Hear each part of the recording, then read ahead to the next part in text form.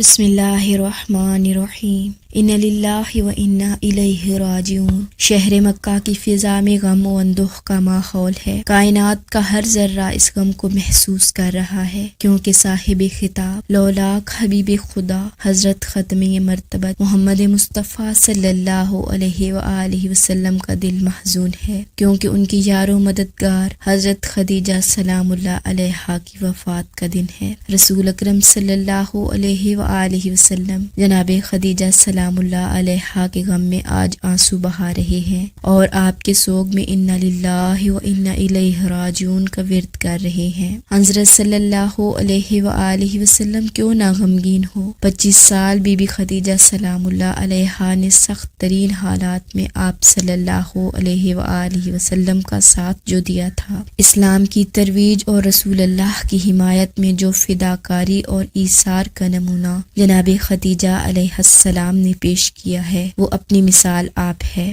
آج پھر رسول اللہ صلی اللہ علیہ وآلہ وسلم کا ایک اہم ساتھی اور حامی اس دنیا سے چلا گیا۔ یہی وجہ تھی کہ آپ صلی اللہ علیہ وآلہ وسلم نے اس سال کو عام الحزن قرار دیا۔ ایک روایت کے مطابق جب حضرت خدیجہ سلام اللہ علیہا کی وفات ہوئی تو فرشتے آسمانی کفن لے کر رسول اللہ صلی اللہ علیہ وآلہ وسلم کی خدمت میں حاضر ہوئے، اور یہ بات حبیب خدا کے لیے کچھ آرام کا سبب بنی۔ ازدواج نبی میں حضرت خدیجہ بنت خویلد علیہ السلام کا ایک خاص مقام و مرتبہ ہے، کیونکہ آپ کی بے شمار خصوصیات ہیں۔ آپ خدیجۃ الکبریٰ اور ام المومنین کے نام سے مشہور ہیں۔ آپ پیغمبر اکرم کی اولین زوجہ اور حضرت زہرا سلام اللہ علیہا کی مادر گرامی ہیں۔ آپ نے بعثت سے پہلے حضرت محمد مصطفیٰ صلی اللہ علیہ وآلہ وسلم سے شادی کی۔ آپ حضرت صلی اللہ علیہ وآلہ وسلم پر ایمان لانے والی پہلی خاتون ہیں۔